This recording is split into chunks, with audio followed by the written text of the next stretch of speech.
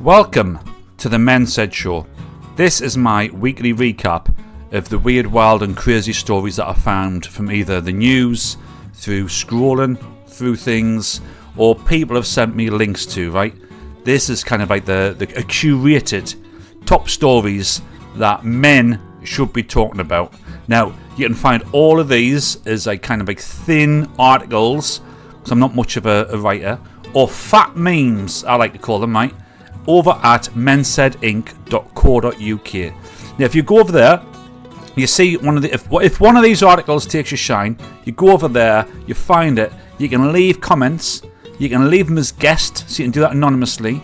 And what I'll do is I'll use those comments for shorts or for recaps and for updates in the Men Said Show as we go. This is the very first one, right? So we don't have that.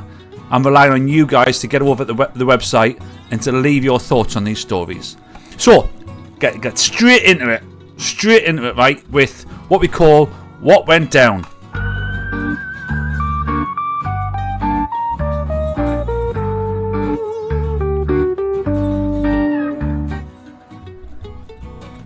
So, the first of the stories this week, right, is Prince Andrew. Now, over the last few days, it's emerged through some leaking of emails and documents that he wasn't telling the whole truth when he had that PBC interview where he said that he never met that young girl where there was a photo, where he said that the photo was doctored. Remember that one?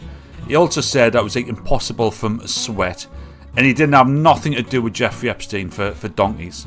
Well, in the new leaked emails, it transpires that the day after that photo was released, the one that he says never happened, right? The day after that, he sent an email to Jeffrey Epstein saying, I'm paraphrasing here, right? He said kind of like, oh, whoa, dude, like, looks like we're in it together. I mean, how incriminating is that? And it was like signed by HRH, yada, yada, yada. So it's kind of been verified. It was even on Channel 5 done a kind of like an instant expose of it, right?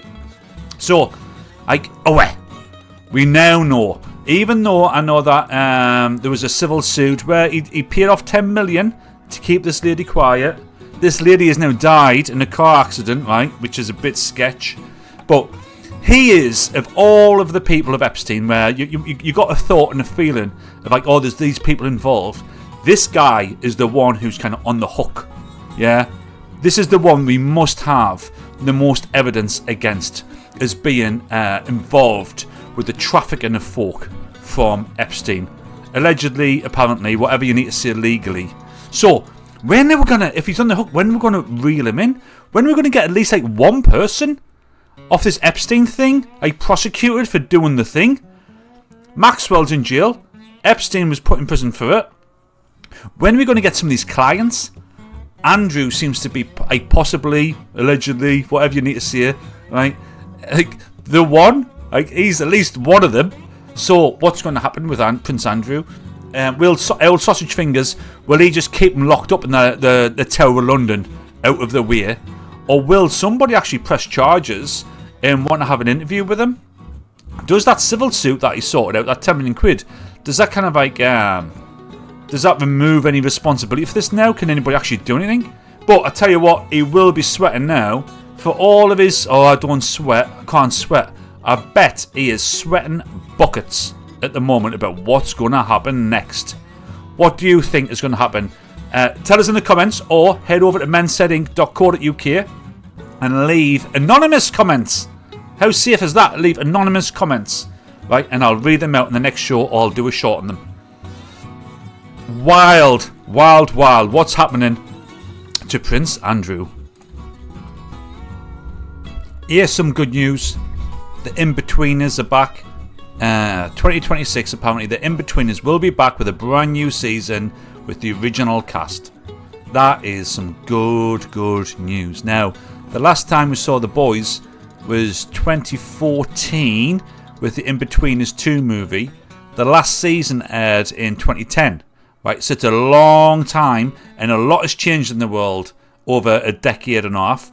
Now, I'm hoping, right, that the lads just drop straight back in it, and they're just as stupid and crude and offensive as they ever were. They are now 10 years on. They're going to be like 30, early 30s. So you imagine there's going to be marriages, divorces, kids, all that type of stuff. Somebody's probably doing really well. A couple of them are probably failing. All that. You know what's going to happen. You can see the dynamics of how this is going to play out, right? But I hope that at least they keep with the lad banter culture and they start to turn the tide on the stupid wokeness that's took over this last decade. There's a few green shoots of other people doing this, right? There's a few people saying, like, you know what? I don't give a damn about offending people. We're going to just do what is funny. That's coming more out of the US, obviously. But I'm hoping that the lads with the Inbetweeners can actually start to push back a bit. Because comedy is really dried up. We really do need like the Inbetweeners, which, in my humble opinion, has been one of the funniest things that's happened in the UK for a couple of decades. Really, I really love the Inbetweeners. Really kind of like, you can really see your school years in like what the lads do. So that's a bit of good news, right? In a sea of darkness, that is a bit of a light that we have at the end. Inbetweeners 2026, check it out. When I was young, my daddy always said, boy, when you grow up, you want to get in the dot moving business. And if you can, you want to get into the background colour changing business. That's where the money's going to be. And I said, Dad, don't be stupid. Nobody's going to recruit me to move dots and change background colours. But I wish I listened, and I wish I stuck in at school, and I wish I went into that industry. Because the government, right, they have rebranded gov.uk. They were sick of the boring black background and low dot. They were sick of that. They wanted that changing. So a team of branding and marketing experts came together. They worked for nearly a year at the cost of £500,000, and they came up with this totally different brand for gov.uk, which has a blue background and the dots up a little bit. Now, £500,000 of taxpayers' money went into that. If you go on X, where this article is, it's got a community note. You can click on that, and there's somebody justifying it. And they said, "Oh well, we had a full team on it.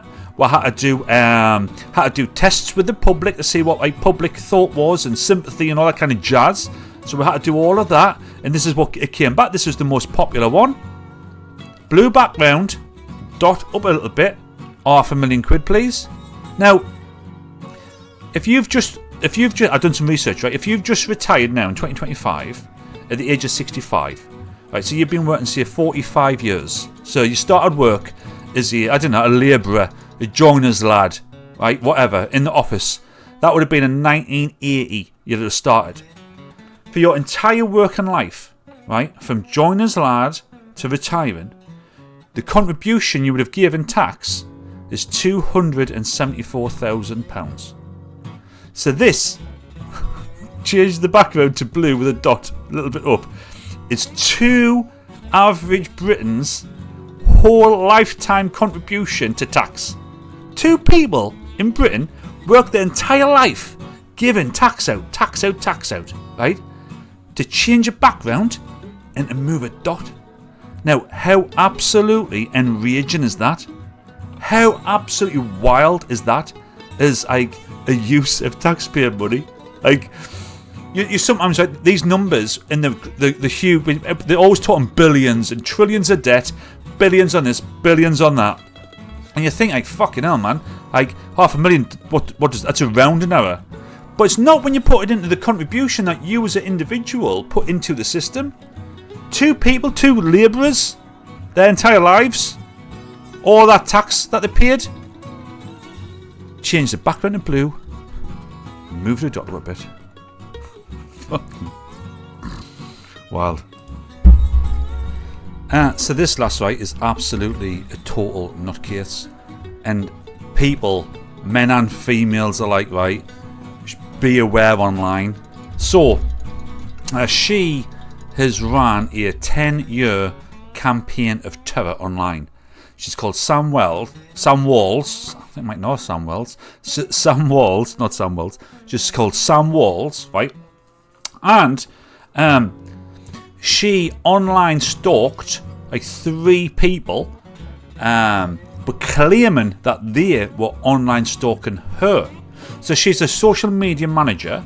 She has a following of 30,000 people, and she went on a 10-year campaign claiming that she was being stalked by these people.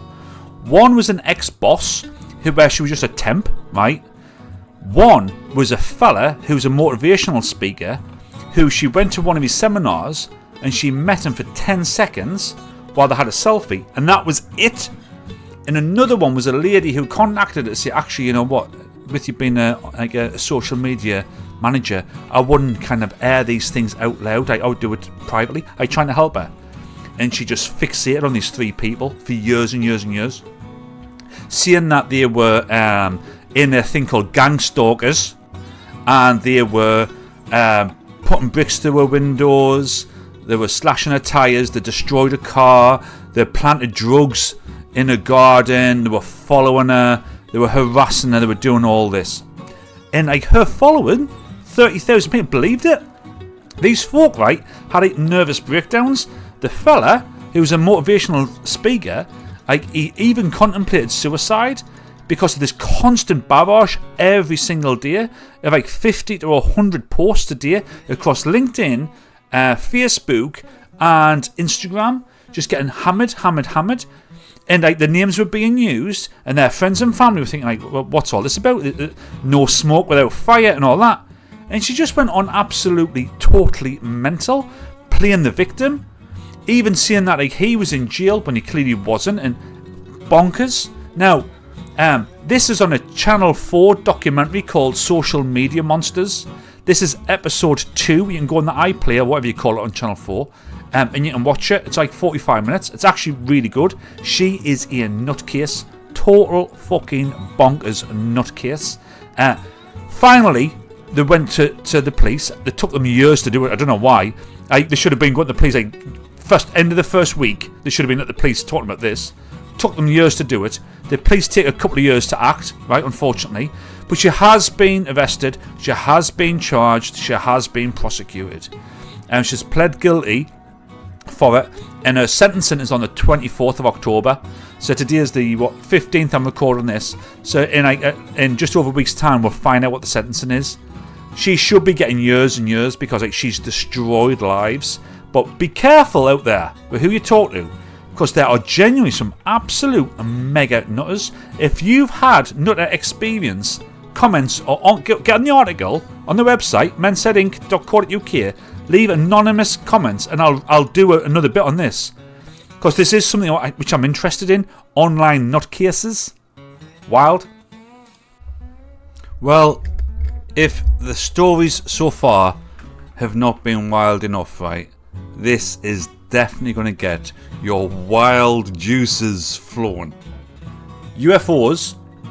Love UFOs. Love UAPs. But how much do you know about the ones that are underwater?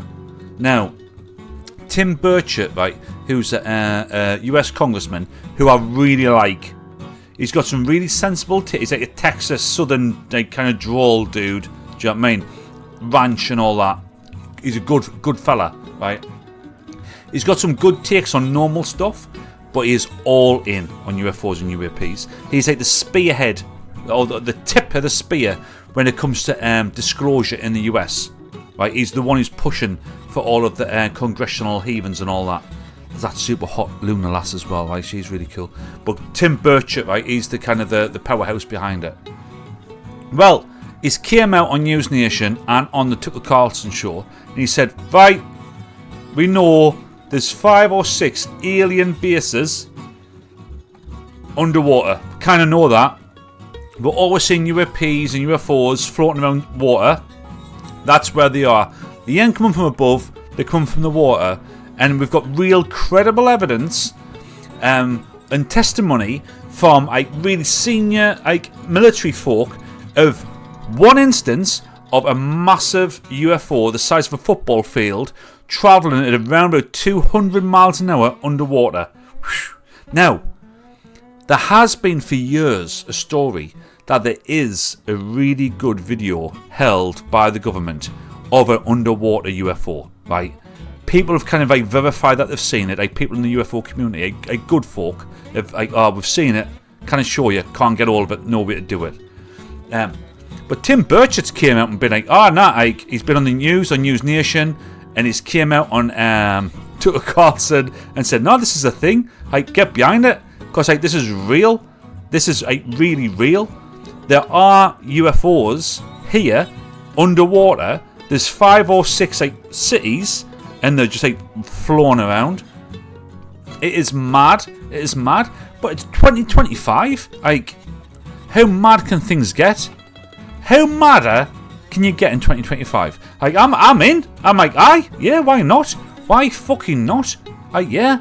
Like, I believe I'm all in on UFOs and UAPs. All in. All in. Right? There's stuff out there. There's stuff here. I'm in. And, right, I'll take the stretch and I'll say, yes, I believe that there's like mile-wide cities under the sea floating around, right? And there's these massive things floating. I'm in. I'm in. Love it. Love it. Right then, this is definitely for the men. So ladies, time to switch off. Go and get your baby shams, right? Your petticoats. This is one just for the men. So, if somebody in your household has a massive, massive, giant shit and it blocks the toilet up, right? Blocks it up where you flush it and the water rises to the top and then it doesn't go down.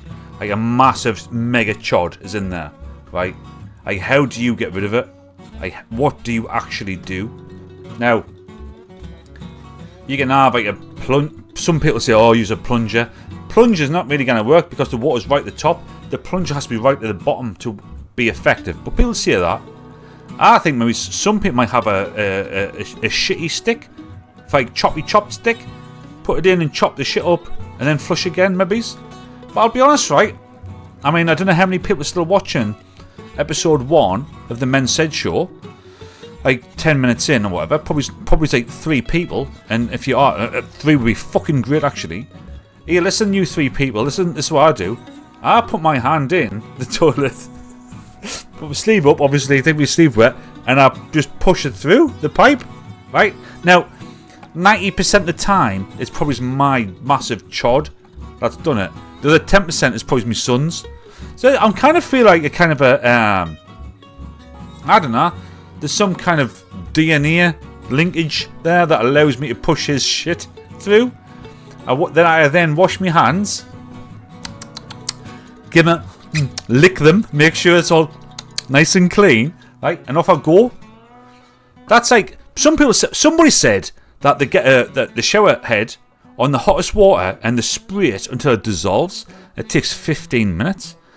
5 seconds in, push, wash your hands, off you go. Am I wrong? I don't know if I'm wrong. Let me know. Am I wrong? I feel as if that's the best way to do it. That is one for the men. And I want to know what men said about this particular thing. So that's the Men Said Show, episode 1. You can see what I'm trying to do, right? I'm identifying cool stories, weird stories, and I'm bringing them to your attention. And I want to overlay them with some of the video clips and some of the bits and bobs, right? Bit of a laugh, right? Bit of a laugh for the lads. That's what I'm trying to do. I'm trying to make fellas great again. That is definitely one of the things I want to do. So, lad culture died off, right? But the lads are still here. And we should be able to have a laugh at whatever. And we should be able to just talk about whatever. And that's what I want to do. So, make fellas great again. That's what I'm doing with the Men Said Show. Now, this is a recording. Obviously, I've been doing like sharp little videos. Grabbing a drink between each one, right? Sharp videos. But on a Friday at 7 PM on YouTube, just on YouTube, I do a live show called G's Roads Friday, and it's like an end of week night out but in. I'll talk about some of these stories. We'll have a laugh. It's like crowd participation. You guys see stuff. It's like audience stuff. I'll put up clips that I found. I collect like reels of funnies and wild things and pictures and that. We'll do that. We'll talk about some other stories that I've got that I've not like, kind of like scripted. And we'll do all that on a Friday. So this will drop on a Thursday, 8 PM. And then on the Friday, we'll do the live show called Jesus Friday at 7 PM till about 9. Bit of a laugh, right? Come along, have a laugh. Subscribe, like, do all that. Please come in. But this is about getting in touch. This is honest to God. This is about us having fun, having a laugh, and being connected. I've got a website called mensaidinc.co.uk. These articles and many more, right? I do about 3 or 4 a day of these like fat memes or skinny articles. That just means like lazy picture, AI picture with lazy writing. I guess that's what it is. Whatever you want to call that. Fat meme, I'll call it. Got loads of them, right, every day. Go over on the website, mensaidinc.co.uk, and get involved. I just write whatever comments you want, and I'll start using them in shorts, and I'll use them in the show, and we'll talk about them on the Friday live stream, and all that good stuff, man. Thank you so. If you've watched this, thank you so much. Thank you. This is episode 1, and I don't imagine anybody's got this point. This must be like 20 odd minutes in. I don't imagine anybody's got it here. So if you have, thank you. And I would love to say hello to you on Geez What It's Friday, 7 till 9 live on YouTube. Take care. Peace. I'll see you next week with the next one. Next one will be better. Honest to God, better.